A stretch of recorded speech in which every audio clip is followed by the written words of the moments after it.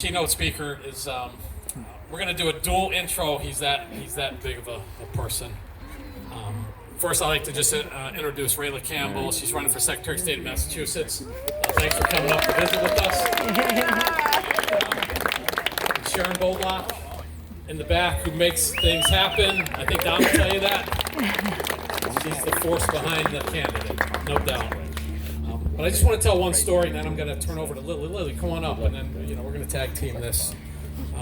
First time I met General Don Bolduc, he was a professor teaching a course, and he did a lecture on the Middle East, Afghanistan.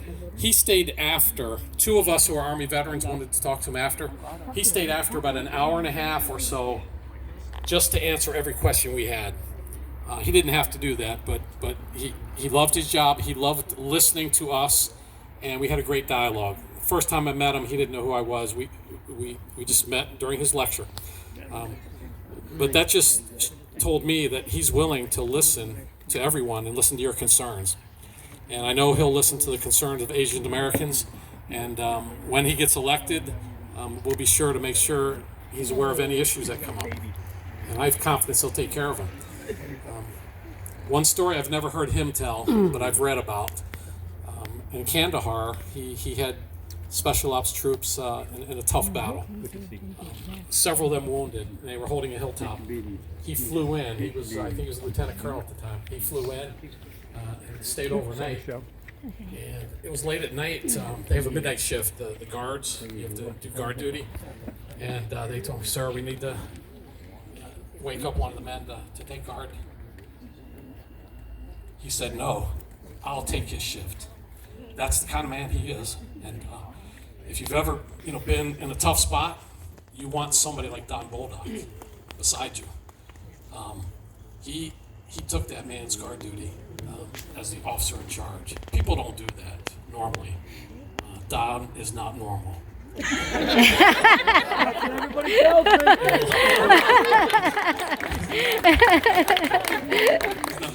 But anyway, I'll turn over to Lily. She's got a story, and we'll get the General up here to say a few words.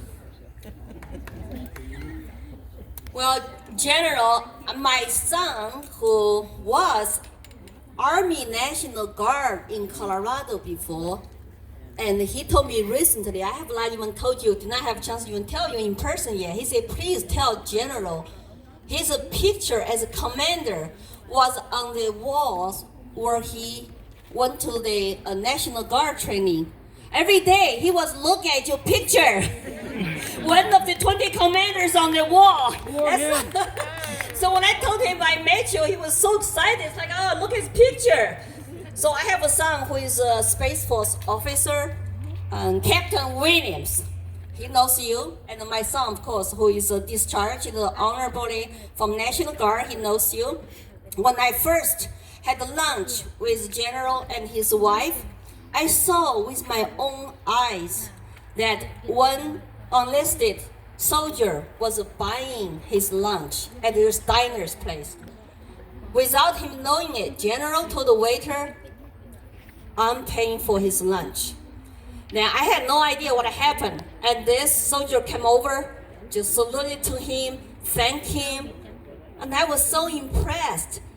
Like he truly cares about just regular soldiers. And he is truly a patriot who loves our country, served our country for so many years, from a bottom to retire as a general, who can be as patriotic as he is to serve the country all over the world. And when you listen to him talk to those people who died for the country, served with him, he truly were connected with them, even though they're no longer with us and they're in heaven. And he wanted to keep America freedom and keep our people free and living American dream, because he fought so hard for it for many, many years. He's not a politician, but he has country people's best interest in heart. Immigrants like me who come to America, we are so grateful for this country, and we love this country. And we don't buy into America is a systemic racist country, because why did we come here then? Even sometimes took a life risk to come here. We will trust people like General Bolduc to go to Washington to truly represent the people and listen to the people and try to join the swap. And if he has to fight alone, stand alone, we need to trust him. He will do that. So it's my pleasure to introduce you to General Bolduc, US Senate candidate nominee for Republican Party.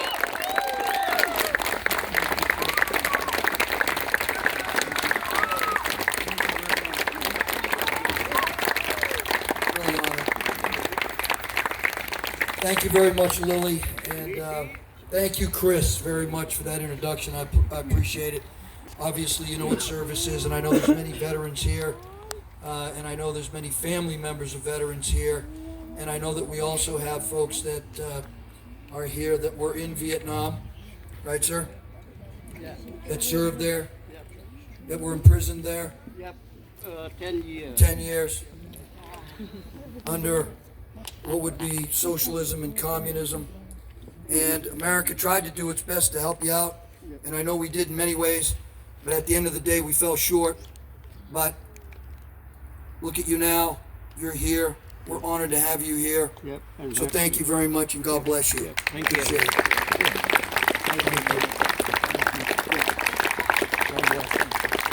General, Yes, sir. and to introduce to you is my friend, 18 years in prison in Hanoi. Oh my goodness gracious. In prison in Hanoi for 18 years. Wow.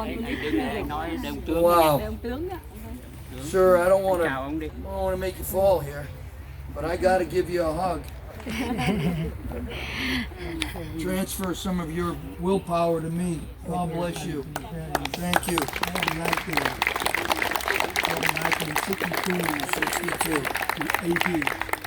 He was prison. You were in prison. Yeah. And when I am a spy. John McCain, nice to meet In 6 years in that room. Well, let's put this into perspective.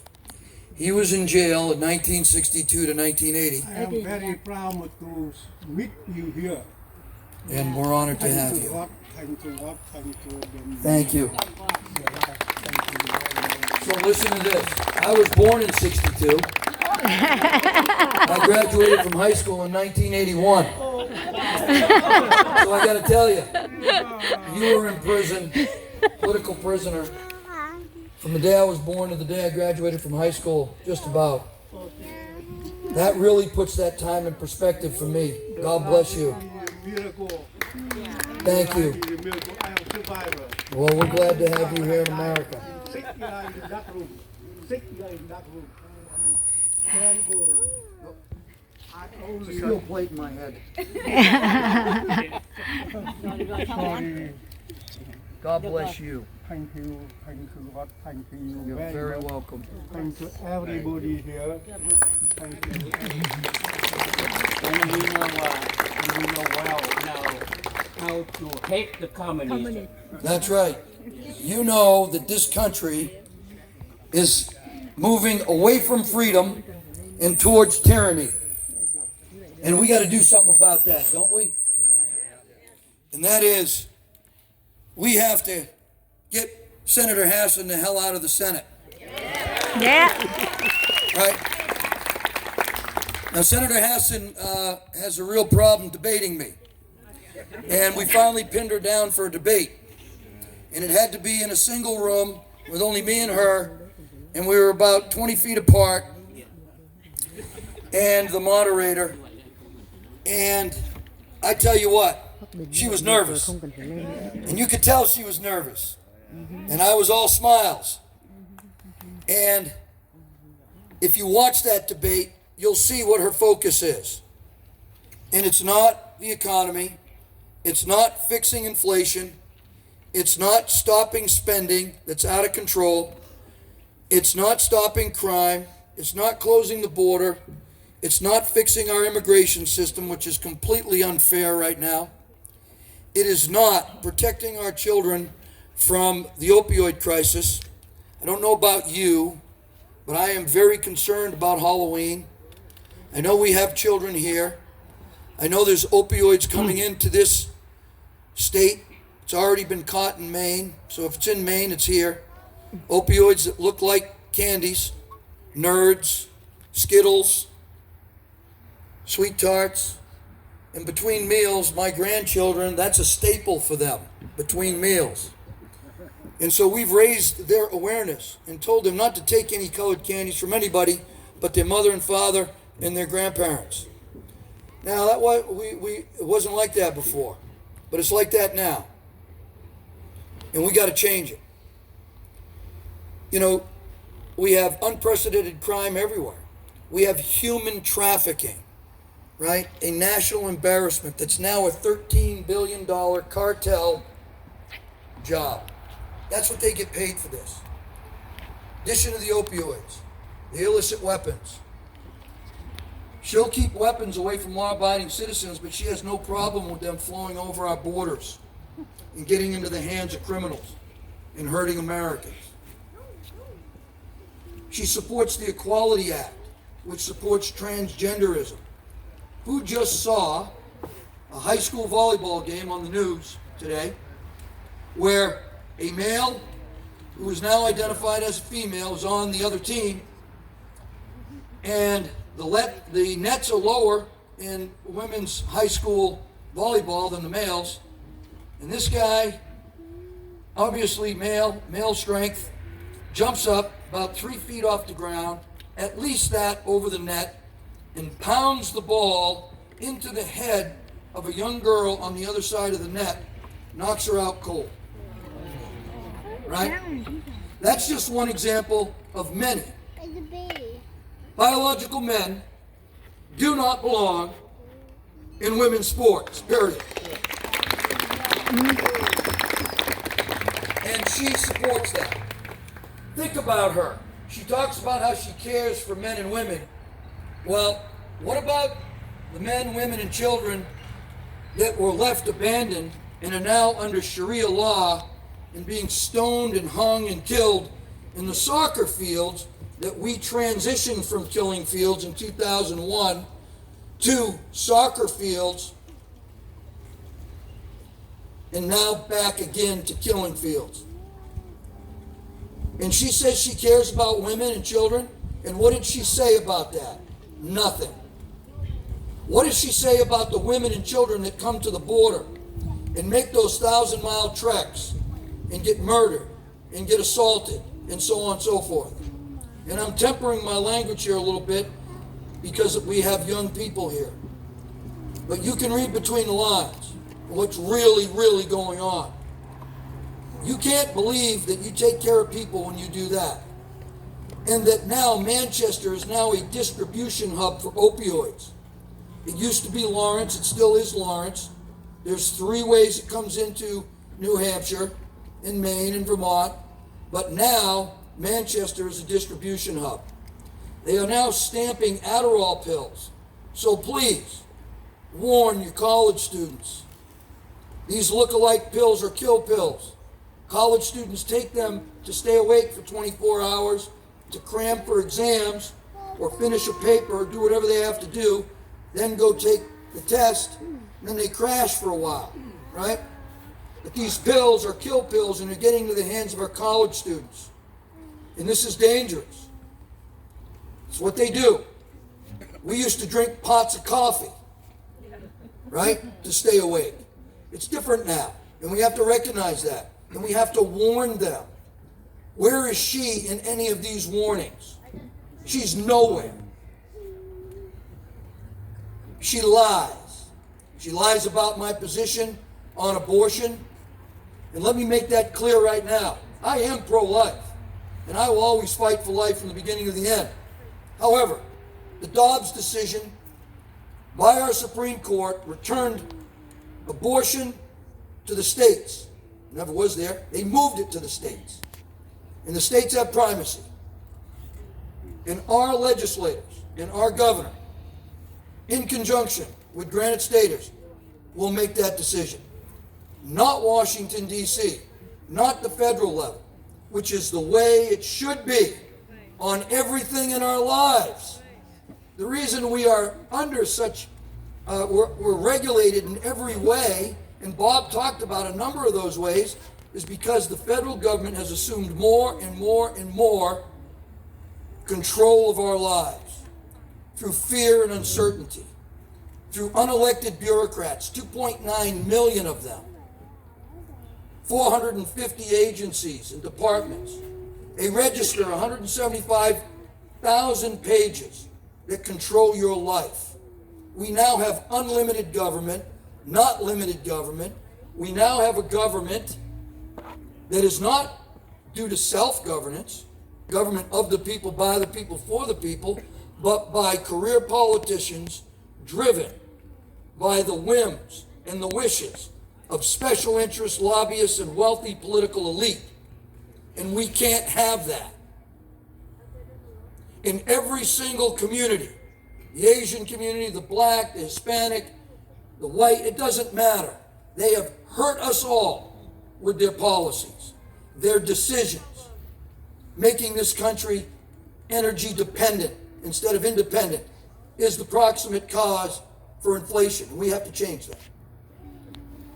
Millions and billions of dollars being spent on 5 million illegal aliens coming into this country who are literally unaccounted for in ways that hurt us.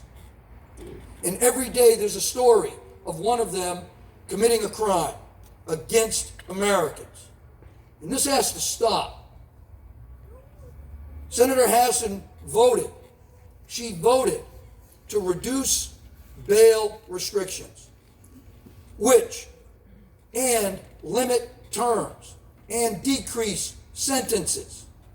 And by doing that, hundreds, thousands of people were released into our communities that were violent criminals, and we're paying the price for it now, to include pedophiles, to include people that commit crimes against our children and grandchildren.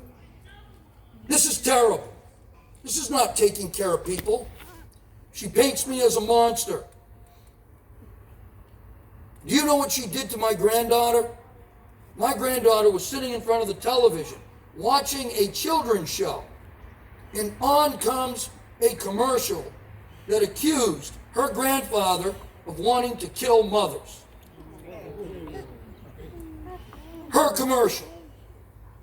It brought my granddaughter to tears, and she asked her mother, does Bubba really want to kill mothers?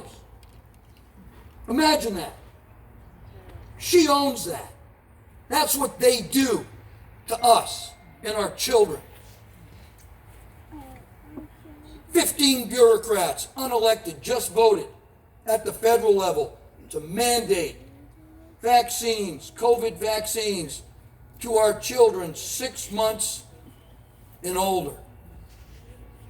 That's wrong. That has to change. That's criminal in nature as far as I'm concerned, given everything we know about that vaccine and what it has done.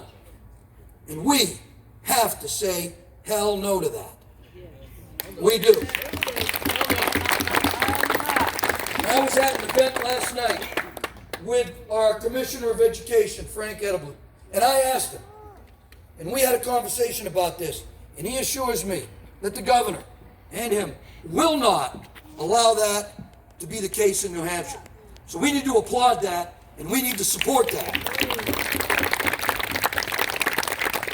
But the Democrats will make that happen if they win at the local level, the state level, and the federal level.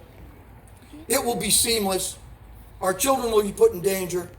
You will lose again, another piece of your parental rights that they have decided you don't deserve anywhere, to include the education system, which to me is absolutely unforgivable. Students first, parents second, teachers third. Get rid of this horrendous administrative burden that they plopped on the top of it that costs more money. It costs the average Granite Stater about $800 to send their kids back to school. It costs teachers $1,500 to prepare their classrooms. For what? To teach CRT? To teach transgenderism? to come up to children and say, are you a man or a woman? Are you a man or a woman? Children. Making them question. That's not their business. As far as I'm concerned, that's illegal. That's a violation. That should be illegal. It needs to be illegal. It is the psychological manipulation of innocence, and it should not be allowed. That's how I feel about it. And I feel strong about these things because we need to. Because let me tell you, we got to get back to the basics. God, family, community, country. Those 4 pillars I learned my entire life. I brought them everywhere with me. The idea of service. The idea that if you have the ability to help somebody else, you do that without question. We have lost that respect. Yesterday I was pulling out of my neighborhood, right? And I take the right-hand turn out of my neighborhood. There's a church there. It's a congregational church. Both my granddaughters went to the preschool there when they lived with us because my son lost his job because of COVID lockdowns and business and so on and so forth. So they lived with us for a while, about 3 years. And boom. Drive by the church. Buick SUV was waiting to pull out. I waved. Continued to the stop sign. They got behind me. It was an older gentleman. And the lady next to him had a mask on. And he gave me an inappropriate gesture. And I got out of my car. And I approached his vehicle. And I said, sir, is there something you would like to discuss with me? Calm as a cucumber. And I looked in and said, ma'am, how are you? And I noticed in the back seat there was a young girl. And I could tell by the age that they were most likely the grandparents. So, in my mind, I immediately made an assessment. Grandparents, kid, granddaughter, that's excellent. And I said, sir, would you like to talk? Well, he called me an election denier and this, that, and the other thing. And I said, well, all right, sir. Those really aren't the election issues. It's economy, it's out of control spending, it's the open borders, it's all these things that Maggie hasn't. Oh, she hasn't done any of those things. And I said, okay, that's great. And he goes, I'd never vote for you. And I said, you know what, sir? Based off of your gesture to me through your window and the way you're conducting yourself right now in front of your granddaughter, I don't want your vote. Oh, no. Keep your vote. It's not that important to me. I could tell his wife was very angry with him. This is a man who is older than me. This is the kind of behavior that people got used to, that they feel comfortable with. It's wrong. We should never treat people that way. We should understand we're going to disagree. And sometimes we're going to agree to disagree. But we should be teaching our children respect. And how can you think they're going to learn respect when that's the lesson? And this guy doesn't even live in my neighborhood. Because when we pulled out onto the main road, he kept his distance from me.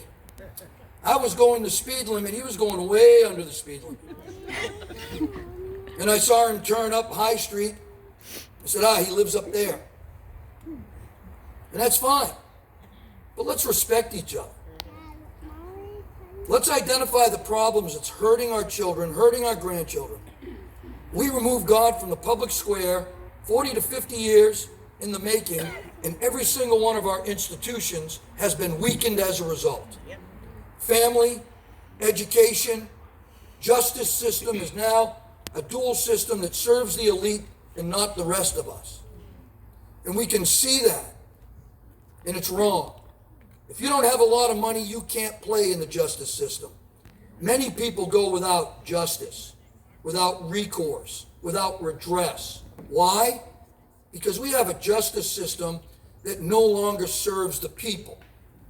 It serves political parties. It serves career politicians. It serves corporations and special interests and lobbyists. and the very, very wealthy political elite who aren't using the money that God allowed them to make for good, but they're using it for the exact opposite. And that's wrong. That is wrong. There is nothing wrong with wealth. There is nothing wrong with making money. There is nothing wrong with any of that. But there is something wrong if you use it in a way that hurts people. And that's what's being done today. Power and money has become more important than character and integrity. We no longer have accountability, responsibility, transparency, or truth. It is easier to lie. Lies are accepted. Harder to tell the truth. You tell the truth, there's something wrong with you. You wear a aluminum foil hat. You're crazy. When did we get this way? It's time for change. We have a wonderful document, a purpose document called the Declaration of Independence. It's the envy of the world. Most countries would love to have that document, would love to be able to emulate that document. But we've lost the essence of it. We have abandoned our values and principles. We have taken that document and we have forgotten that God gave us those rights, that they're God-given rights. And with those God-given rights, each and every one of us is supposed to protect that for the betterment of men and women. And most importantly, the success, nurturing of our children and our grandchildren, our future. We have forgot about life, liberty, and the pursuit of happiness and what all that means. We don't even teach it anymore. It's 1,400 words. It's very easy to read. It's very easy to understand. The ideas of don't tread on me. That flag is a warning to the government. Don't tread on me. It's a warning sign for them, and that's what they're doing. They're treading on us. I've seen it in 3/4 of the world of this country, just about. Every place I've went, every place my country has sent me to do something good, to introduce freedom and liberty and justice, only to find that it is slipping away from us here. We can't afford it. We must rally together and stop it. And this is the time. This is the time. The coach of the 1980 Olympic team said that to his players. The Soviets might beat us 9 out of 10 times. They might just do that. But not today. Today is our day.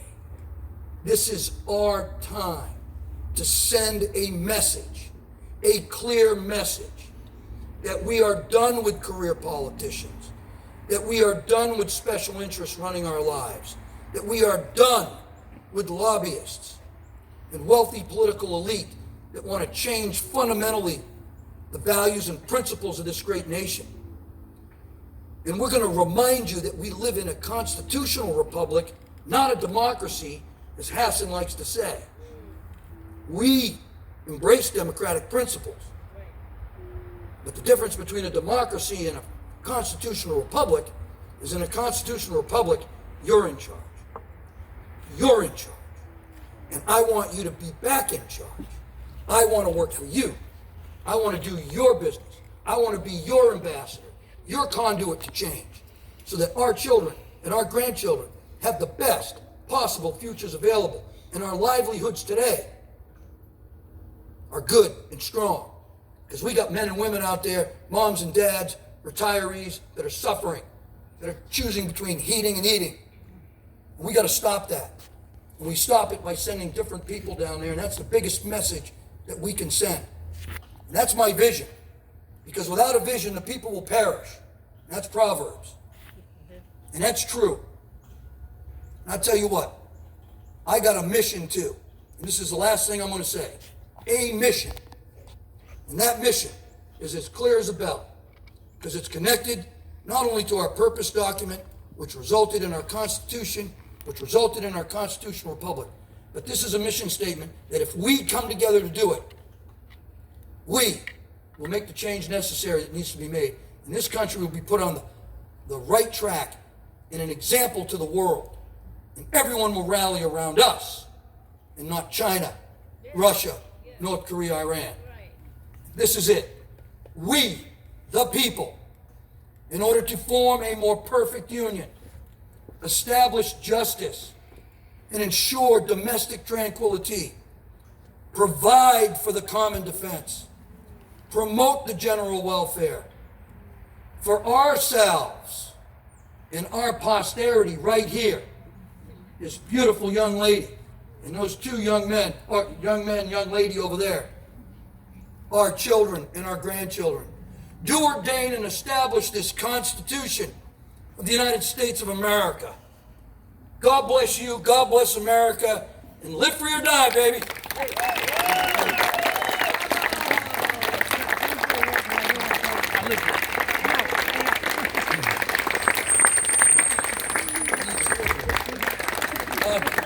I need another one. I have a pen here, and I got for the two gentlemen who were imprisoned in Vietnam. My wife's getting me the other pen. This is a pen that was made in honor of Sergeant First Class Fackel, one of the 72 service members I lost in combat over the 10 tours in Afghanistan. And I like to tell people I commanded thousands, but I didn't bring 72 home. And these 72 are always on my mind because they're an example of sacrifice that I didn't make, a sacrifice that many of us don't make. But at the end of the day, their sacrifice gives us what we have here today. We are at the home of Chris Ager, who's a veteran, and his wife and his family. This is America right here. This is what we want. This is what they want. And I honor it. Well, he was a Special Forces engineer, and he was killed in a 60-hour battle in the Zabul province around the Marigar Mountains. He earned the Silver Star in the process. His vehicle was in a patrol. The lead vehicle got hit by an IED. RPGs, machine gun fire coming in. The gunner in his truck, he was the driver. The gunner in the truck was wounded. He pulled him in, performed first aid on him, saved his life, got up behind the gun, and laid down suppressive fire so his team caught in the ambush could get out of that ambush, that kill zone. Well, he was an SF engineer, and he loved to make things out of 7.62 shells, the expended shells. And he was making a pen. But before he could perfect it, he was killed. And so his dad created a business called Junior's Pens. And 30% of the proceeds go to fallen service members, families, and the special operations community. And so I have always commissioned pens for everything that I've done in my lifetime since then to support this. And this is a pen, teal blue, Special Forces blue. The story is on it, and it would be an honor, sir, if you would accept this pen on behalf of the sacrifices of Chris Fackel, honoring your sacrifice. I am very happy to and proud to receive that. Thank you. I know you don't like pens, so put it right there. Take picture with you. Wow, I am maybe 100. What even be I survived. 6 years in that room. God bless you. God bless you. I know the other pen's on its way. I got another pen. I will give it to you, sir. But in the interim, when the pen comes, I'll give it to you. But this is one of my campaign coin. It's got a Spartan V for victory on the front. Yeah. On the back, it says, God, family, community, country, through bold leadership. Let's get it done. God bless you. Thank you. Thank you very much. This has been an honor. Thank you. All right. I'm staying right here. I'm not going anywhere. Thank you all, and God bless you. And I'll have your pen in a minute. Well, thank you, General. So you heard from our